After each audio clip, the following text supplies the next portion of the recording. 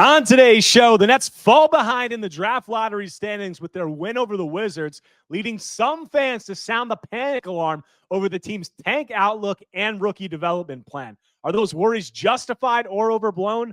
I'll answer that right now.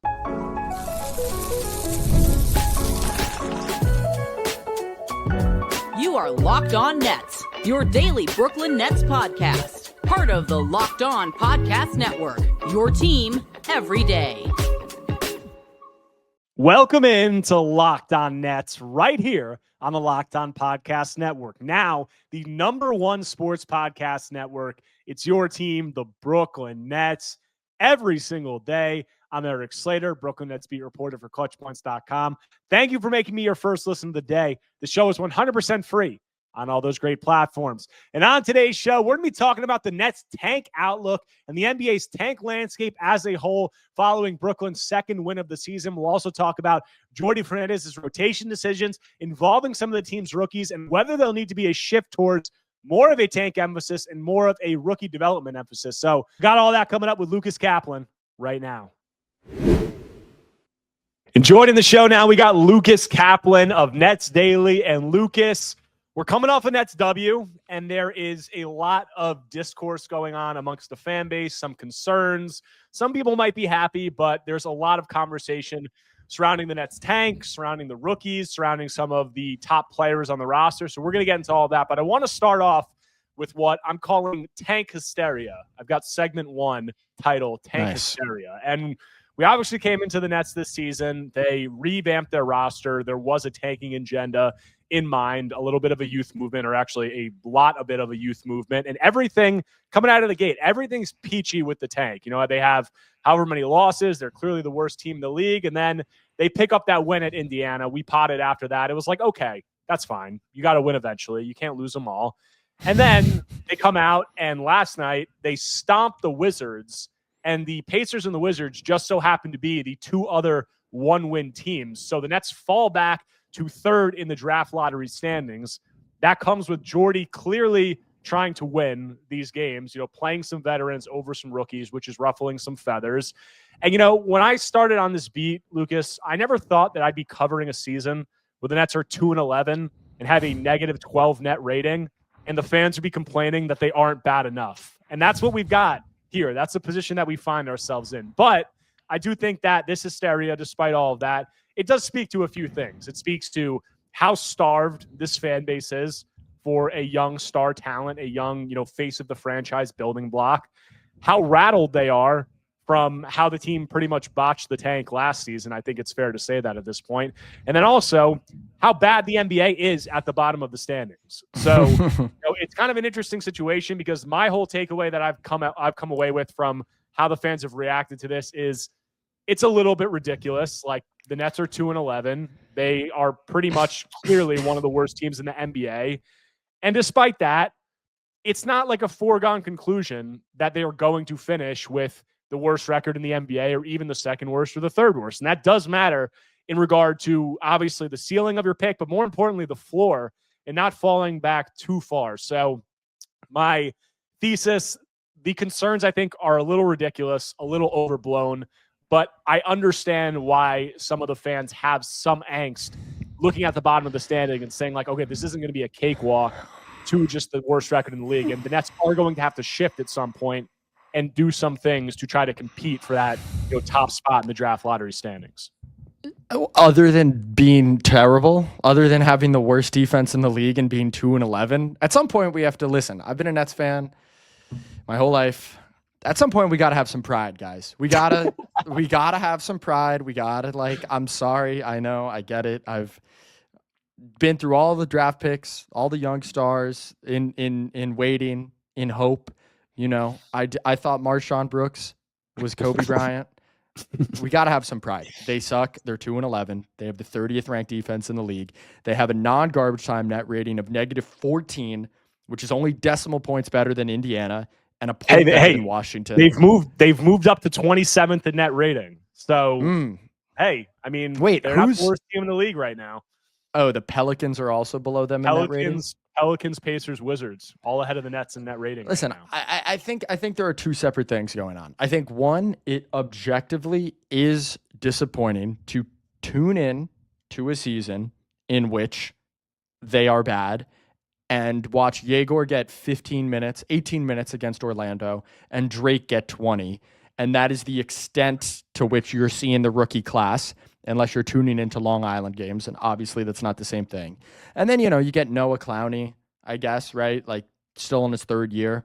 That is not fun. And I'm not having, I would like to see more of the rookies, but that is probably a separate, but related, but separate conversation than, well, they're not bad enough. They're only 2-11 and Jordi should be, and the Nets should be like actively missing free throws and playing only like Nolan Traore against the Wizards in November. It's a little much, Yeah, it's definitely a little much. And I think that for the fans, like I see some things on Twitter, which is obviously not the most rational place to be looking for takes sometimes, but some people saying like this is malpractice by Jordi and Sean, he should get fired. And I'm like, look, like the Nets come into a game at 1-11.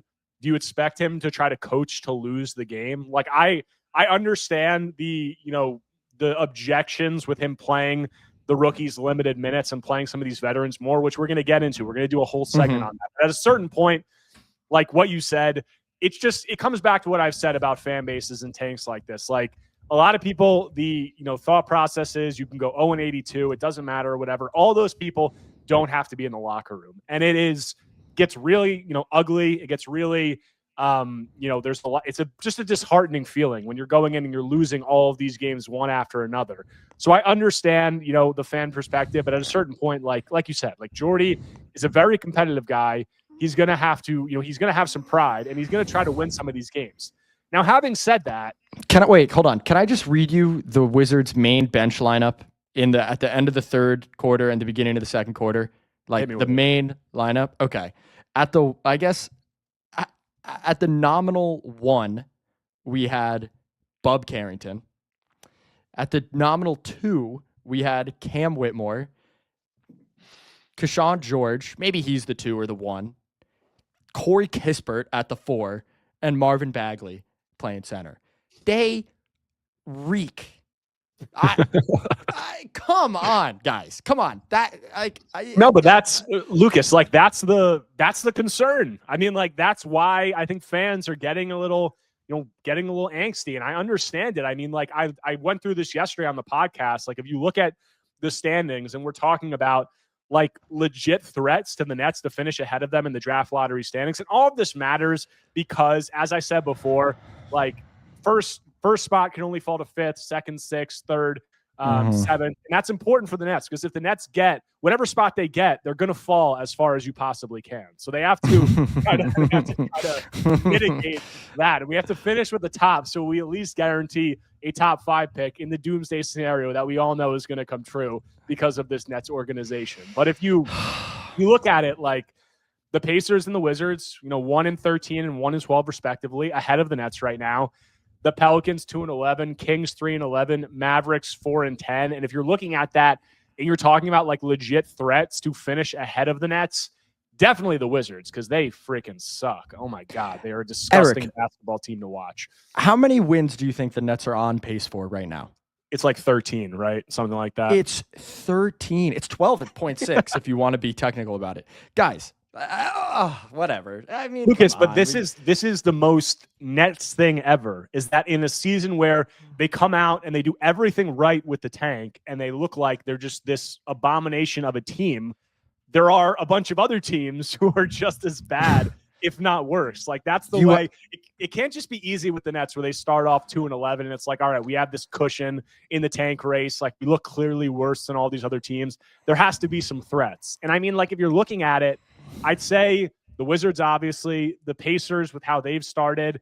You look at teams that could tear it down, like the Mavericks and the Kings. There's been some rumblings, obviously, about that, more than rumblings in the Mavericks case. And the Pelicans, they don't have any incentive to tank, so unless they're just a complete joke of a franchise, should be able to finish ahead of the Nets. But you look at it, like I talked to draft people. I talked about this yesterday. the top of this draft is extremely highly regarded, and there's an anticipation around the NBA that it's going to start to get ugly. There's going to be a lot of teams throwing their hat in the ring aggressively. And sure, the Nets did that with their offseason moves, but at a certain point, like you, with the in-game decisions, with the rotations, with some of how they're prioritizing, you know, some of the rookies or not prioritizing them, at some point, despite them being 2-11, they're going to have to do some things to try to compete with these other teams if they want to finish at the top. As sad as that is, I know this whole conversation is sad, but it's the reality of where the Nets are at right now. They can't miss out on another blue chip talent. Like they need to do whatever they can to get to the top of these lottery standings. They do need to do that.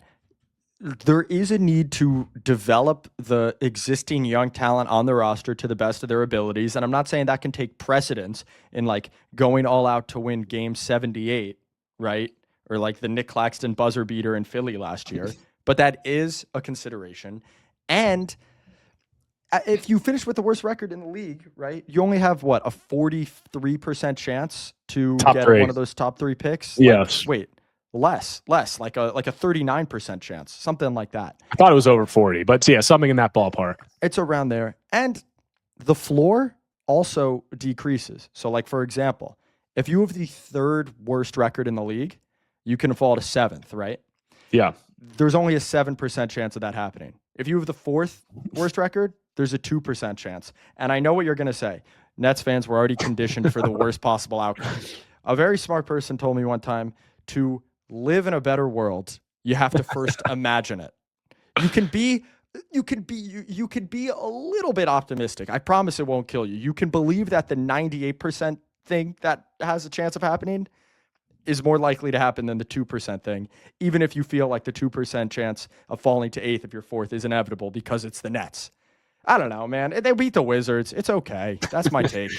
I agree with you. I think it's okay. I do think that I understand the angst from the fan base. I think it's a little bit, it's not justified yet. We'll see if things don't change. But the thing that I do think is justified is some of the fans that are upset that some of these rookies aren't playing more minutes. And the way that Jordi has gone about some of these rotations in recent games, particularly involving Yegor Dioman and Drake Powell, and some pretty curious decisions. So what were those? How do we feel about them? We'll get into all that when we continue Locked On Nets after a quick break.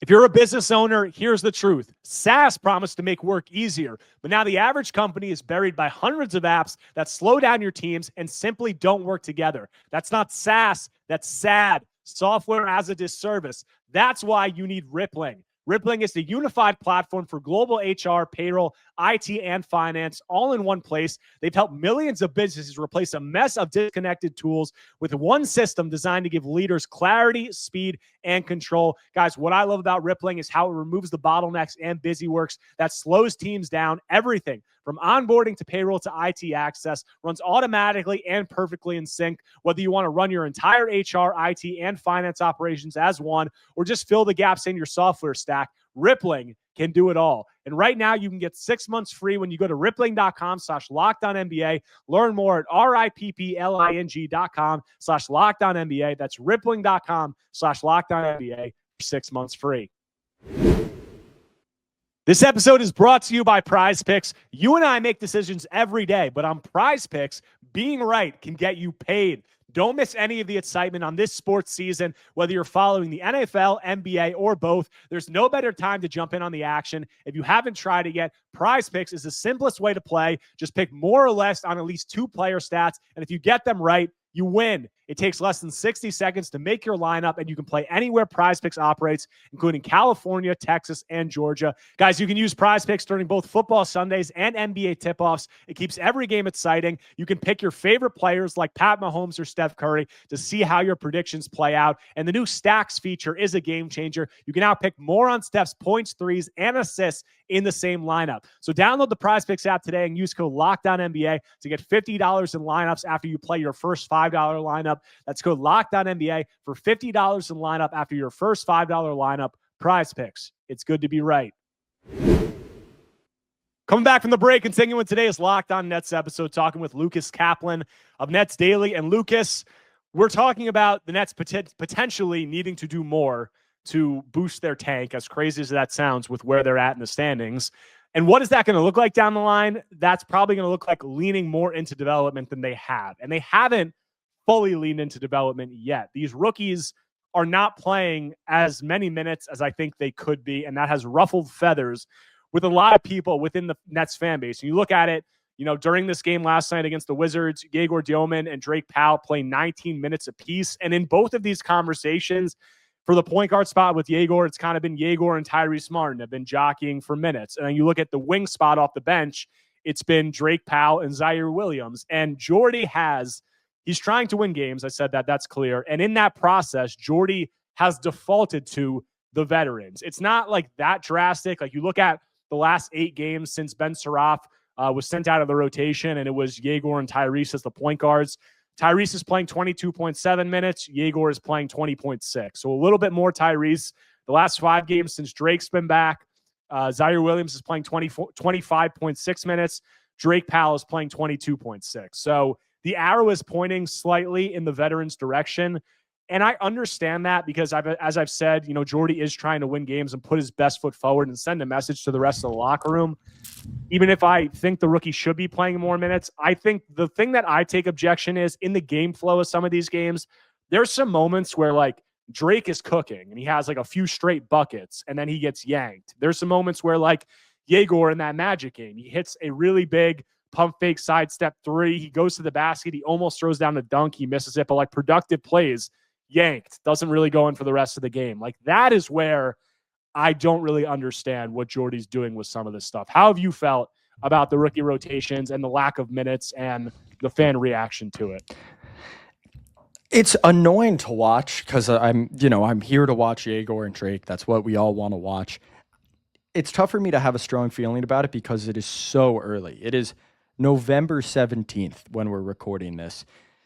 I mean, 4 months from now, it'll be the middle of March. It'll just feel like a year, like years have passed in that time. So I'm willing to be patient and wait it out, and hopefully the minutes go up. And it's tough for me to sit here and be like, as much as I would just like to see Yegor play 35 minutes a night, they are, per PvP stats, 8 points worse with him on the floor. And Tyrese Martin has a plus 14 net swing. Now, I know that's not going to continue like that all year. I know we're talking about small sample sizes, but the Nets have been worse, as to be expected, right, with Yegor on the floor, 19-year-old skinny point guard, and better with the 26-year-old that, right, had a good camp, had a good summer, got converted from a two-way to a standard contract last year, a guy that they love. Is that going to pay long-term dividends for the franchise? Probably not. But do I understand the coaching staff in a random November game when you're 1-11 and you have no idea what the conversations are like behind closed doors with the front office, with the ownership group? Like, am I going to fault them for going with that latter guy who you're 14 points per 100 better with, the veteran? No. Do I want to see it continue all year? No. But that's where I'm at. It's November 17th. It's frustrating, and you can point to individual games, like especially with Drake Powell. But I also do understand wanting to implement at least the bare minimum of a culture of you have to earn it. Yeah, and that's been my takeaway is, I'm not a huge fan of some of just like the in-game rhythm feeling of the flow of the game and some of the decisions that Jordi has made in that regard. But I don't think there's any debate, at least with Yegor and Tyrese. Like Tyrese clearly gives them a better chance to win. Like he is the more NBA ready of the two, and he should be. He's, what is he, 7 years older than Yegor right now? So that goes without saying. And Jordi is trying to win these games, which when you're 1-11, like I can't fault him. And he's also had this mantra of nothing is given. Like that's the phrase that he keeps repeating when talking about these rookie minutes. And, if this continues into January, February, March, that's when I would have a real problem with it. If Danny Wolf isn't up in the NBA by then, I would have a problem with that. But it's a little too early, I think, to be having, just complete hysteria about the rookies not playing enough minutes. Because if you look at Yegor, like Yegor's playing 21 minutes per game right now. Look, that's 12th among all rookies right now. Now Yegor is on a team that's tanking and should be trying its hardest to boost its draft lottery odds and do everything it can to develop players. So would you like to see him a little bit higher than 12th? Yes, I think so. I think you can say that. But at the end of the day, is it a massive deal that Yegor is playing 21 minutes a game instead of 25 or 26 minutes a game? I don't think it's the biggest deal. If that continues for the whole year, then I would have a problem with it. But the way that it's going right now, I think Jordi is trying to send a message to the rest of the locker room. You talk about culture, the dreaded C word. I don't want to bring it up. I don't want fans to start blowing up my replies with angry tweets. But there is something to be said about a player like Tyrese or a player like Zaire, these guys who have done everything the Nets have asked of them and have produced in spurts, rewarding those guys for that. There's also something to be said for the rookies, not just handing them everything and letting them get complacent and trying to keep a little hunger with those guys. So I understand it, but I understand if you're a Nets fan who's all in on these rookies and the draft picks and you're seeing Tyrese Martin playing over Yegor and all these other rookies aren't even playing, I could see how that could be a little frustrating. It's just tough to analyze it on a game-by-game basis. After half the season, hopefully we can take stock of their minutes, right? Because as Jordi says, there's truly no substitution for real NBA reps. But at the same time, it is also fair to be listen, I know Danny Wolf's averaging 20 and 10 in the G League, but I think he's been bad on defense. I think he's, his assist turnover ratio is underwater. I haven't seen a lot of the playmaking. He's chucking a little bit. I'm not saying this to kill him, but it's okay to say, well, why don't you prove you can do these things in the G League that we want to see from you, and then we'll bring you up. Again, if it takes all year, I think that's BS. But if it takes another couple weeks or a month, it's just so early. It's just so early in this season. Yeah, and I want to bring this back to the tank conversation we had in the first segment for a second, because while the Nets are really bad, and I think there are a lot of overreactions amongst the fan base, they are playing better basketball of late. They played in that Raptors game. They ended up losing by double digits, but it was somewhat competitive. They play in that Magic game where, frankly, they could have won it very easily.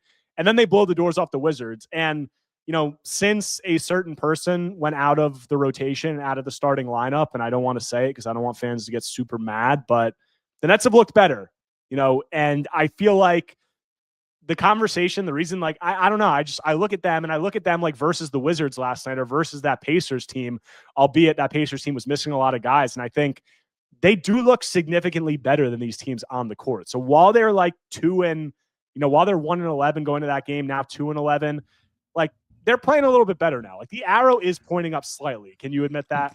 Yes, I think it's true. They've also listen, MPJ was the least active, worst defender in the league through those first 5 games. And I don't think it's quite that bad anymore. I think Terrence Mann has honestly made fewer, what are you doing? Mistakes on defense. Clax is improved a little bit on defense. Everyone is at least seems like most of the time giving a professional effort, right? Maybe not a great one all the time, but a professional one. And maybe that was to be expected, right? Because when they were 0-7 and they had a 131 defensive rating, it was they can't be this bad forever. I mean, this sounds very it sounds very disrespectful, but the effort at times felt unprofessional. I don't want to be here. It was like a slap in the face. And Jordi said that after, I think it was the Rockets loss, that you can't ever take an NBA game for granted. And he was going off the floor, mumbling stuff to himself, while he was walking off, talking to himself. You could tell it was getting a little bit ugly there. And I feel like we've seen a little bit of a shift. And, the Nets had that meeting. I think it was after the Philly game, which might have been the most embarrassing game of the season. And they had that meeting as a team. Jordi met individually with Noah and some other guys, and the effort has been better. And Michael Porter Jr. has been a player that in these last 2 games is playing his best basketball of the season and is really keeping the Nets competitive. And it's leading me into a conversation or thoughts about, what does this move the needle for you with Michael Porter Jr.? Is this doing anything for you, the way that he's playing and the impact that he's having? So we'll get into all that. We'll answer some questions about MPJ when we close out Locked On Nets after a quick break. Your ambition just met its match with Robinhood. You play for the win, not just on game day, every day. locking in on every opening, beating your PR, beating it again. Channel that drive into your money. Robinhood puts you in control of your money. Trade stocks and ETFs, options, future, and crypto all on one platform. You can now build and execute your own trades from a desktop with Robinhood's Legend advanced tools. You can also take advantage of the new Robinhood strategies with a tailored portfolio managed by a team of experts. You expect more from yourself. Expect more from your money too. Get started today at Robinhood.com/yourmoney. Again, that's Robinhood.com/yourmoney. Your money, your move.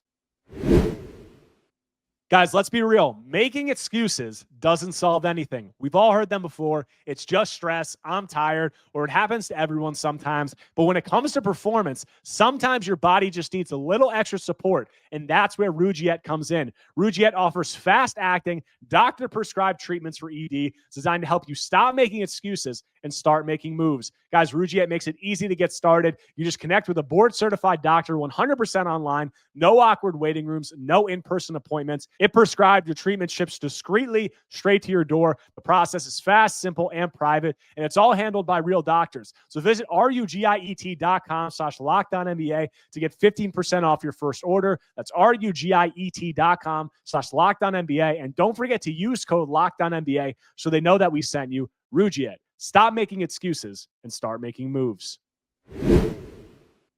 All right, coming out of the break, closing out today's Locked On Nets episode, we got to hit on Michael Porter Jr., who is playing his best basketball of the season, and frankly, of his career in this expanded role. You look at over these last 6 appearances, MPJ is at 27.3 points, 3.7 assists, 48, 36, 88 shooting splits.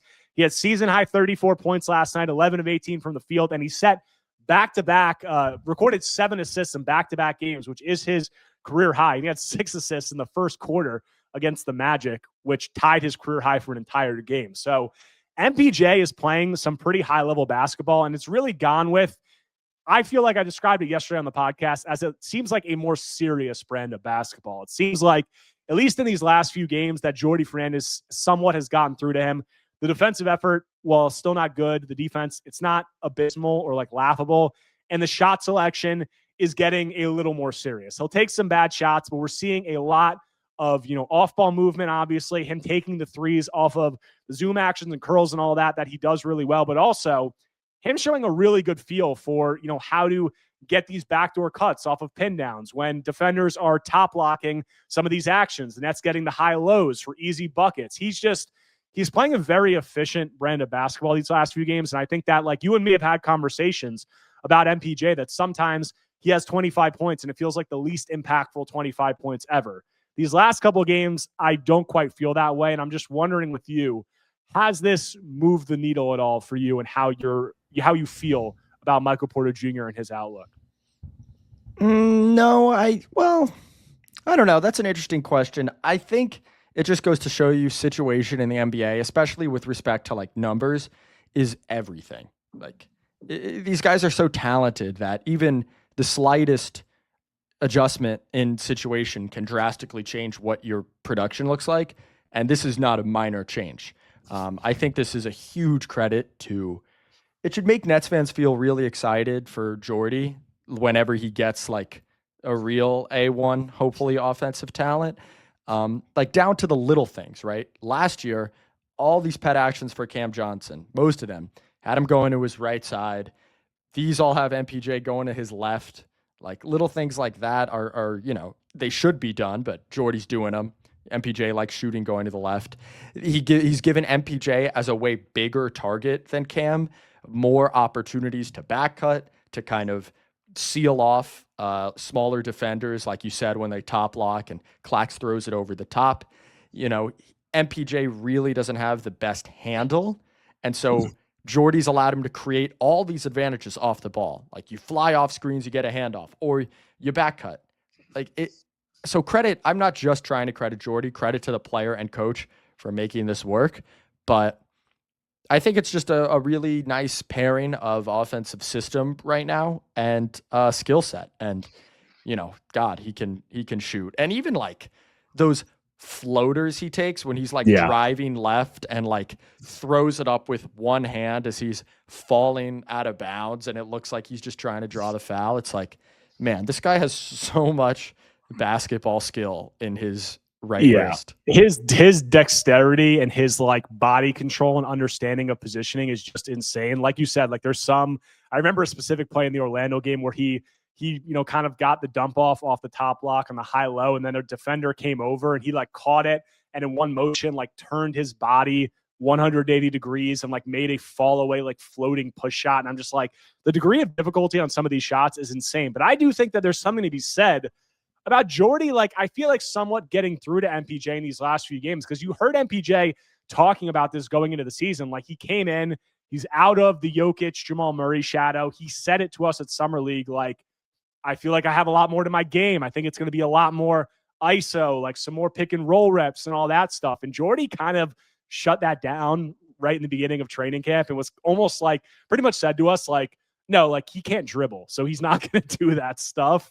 And these last few games, like MPJ's not doing a lot of that stuff. And it seems like he's just really committed and really like realized in some of these off-ball actions that he has experience doing that. Jordi is putting him in good positions and he can get his numbers more efficiently with that. And the Nets also have a couple of big men who can pass the ball at a pretty decent level. So that is helping a lot. But like you look at MPJ's numbers for the season, he's near 56 effective field goal percentage. That's 7th among 17 players attempting over 18 shots per game. So with the expanded role, he's near the top of the players on high volume in terms of efficiency. He's assisting on 17.3% of his teammates' made shots. That's more than double any other season in his career. And he does have a plus 6.7 offensive rating, which the Nets bench sometimes is god-awful, but his offensive rating is the 4th highest among all forwards who play over 200 minutes. So all these numbers are good. And for me, like, it doesn't make me feel like MPJ is going to be a long-term piece for this Nets team. Maybe not, but it does give me, at least it's interesting in regard to how he can buy into a role and fit in. And also, like you said, Jordi Fernandez's ability to get the most out of some of these players who have differing skill sets and his ability to adjust things, that should be a resounding positive, I feel like, for Nets fans. It's amazing that he can even sustain a 27% usage rate with his lack of ability to bring the ball up and create space just with an isolation dribble. Again, not a slight, like his skill set has been very valuable for a championship winning team. It's like he's, accomplished so much and his back has fallen apart in the past and he's overcome that. I mean, just a great career, but he's at the same usage rate pretty much as Kawhi, who's now hurt, Paolo Banchero, De'Aaron Fox, Denny Avdia.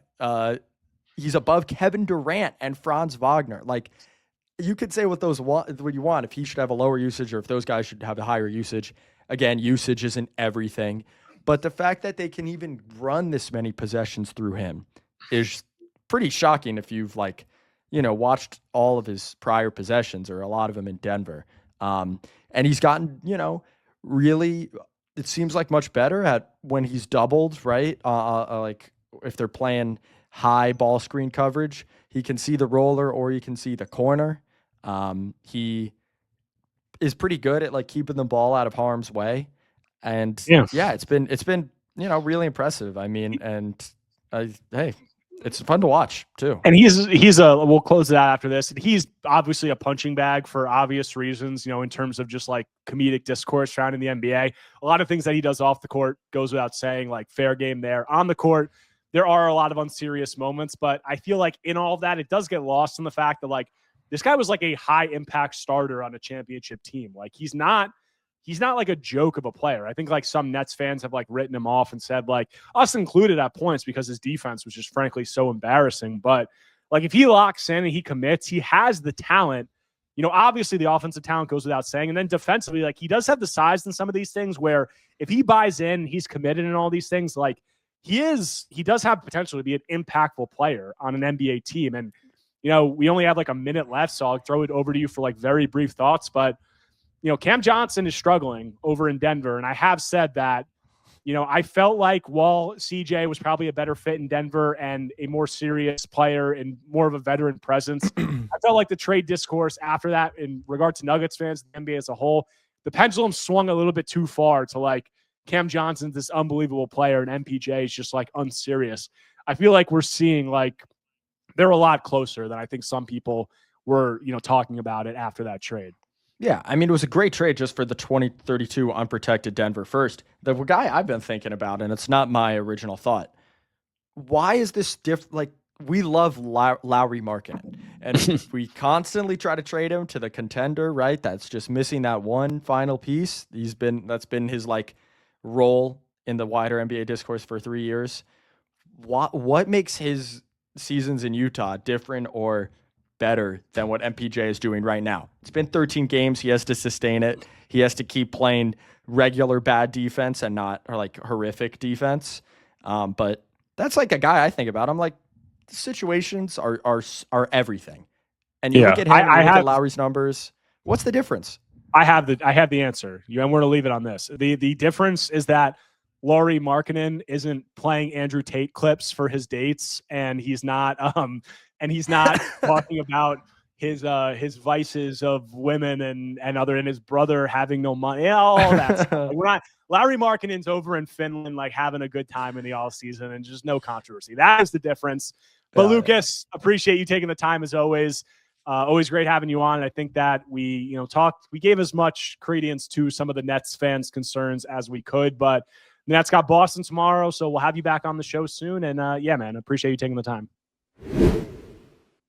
That does it for today's episode of Locked On Nets. Hope you guys enjoyed the talk with Lucas. If you do not already, make sure to subscribe to Locked On Nets on YouTube and wherever you get your podcasts, whether Apple Podcasts or Spotify. If you enjoy the content, take 1 second right now, smash that like button, leave a comment, leave a 5-star review. Anything you could do to engage is much appreciated.